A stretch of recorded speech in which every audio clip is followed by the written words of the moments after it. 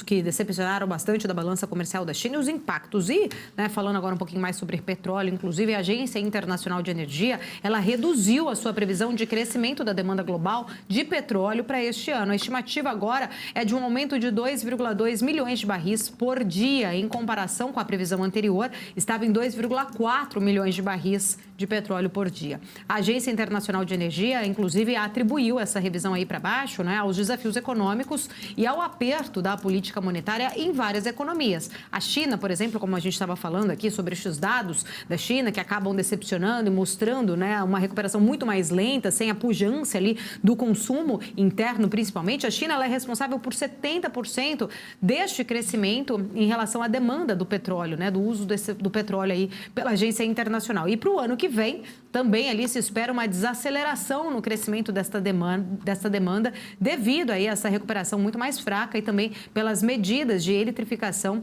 e eficiência veicular. A gente está olhando aqui e monitorando, viu, Felipe? Petróleo sofrendo agora, neste momento, a gente tem aqui em queda, está ainda ali conseguindo o Brent se manter na casa dos $80 o barril, mas 0,12 de queda aqui para o Brent. WTI cai agora 0,22% na casa dos $75 aqui o barril. Pois é, o petróleo está no radar também, né, Paula? Inclusive com todos esses cortes muito bem colocados ali pela Arábia Saudita. E essa situação dos cortes também acabou fazendo com que a Agência Internacional de Energia previsse que a Rússia vai ultrapassar a Arábia, inclusive, como o maior produtor de petróleo na aliança da OPEP.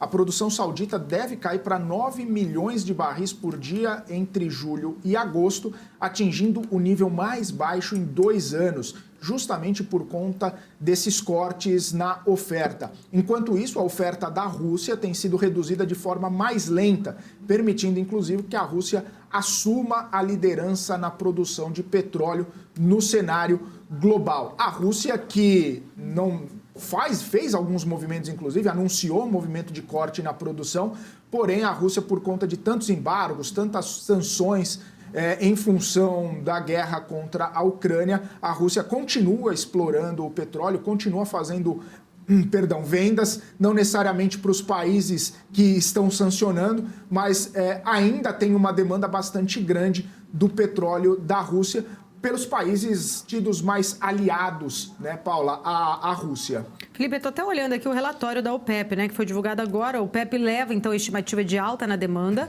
e mantém expansão da oferta em 2023. Acaba de ser divulgado, então, pela Organização dos Países Exportadores de Petróleo, que publicou o seu relatório mensal nesta quinta-feira, realizando ali uma leve revisão para cima da demanda global de petróleo, para 2,4 milhões de barris de petróleo diários para 2023.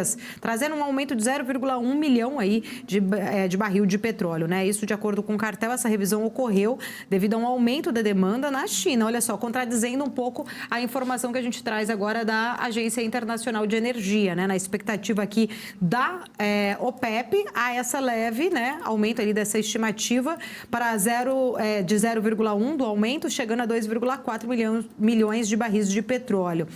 De acordo, então, com o cartel, a revisão acontece devido ao aumento da demanda na China no segundo trimestre. O OPEP seguiu com a previsão de alta na oferta nos países fora da OPEP em 1,4 milhão de barris de petróleo em 2023. Sobre a economia global, o relatório destaca que as perspectivas de crescimento, então global, se mantiveram em 2,6% em 2023 e iniciaram as projeções para 2024 com um avanço esperado de 2,5%.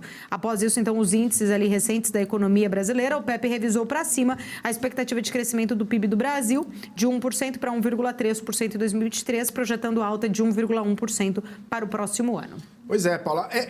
Vale ressaltar que esse relatório da OPEP tem uma perspectiva de 2,4 milhões de barris. Era o cenário anterior da Agência Internacional de Energia, que revisou para baixo. Não que não vai crescer, só que a estimativa é que cresça um pouquinho menos, 2 milhões e 200 mil barris por dia.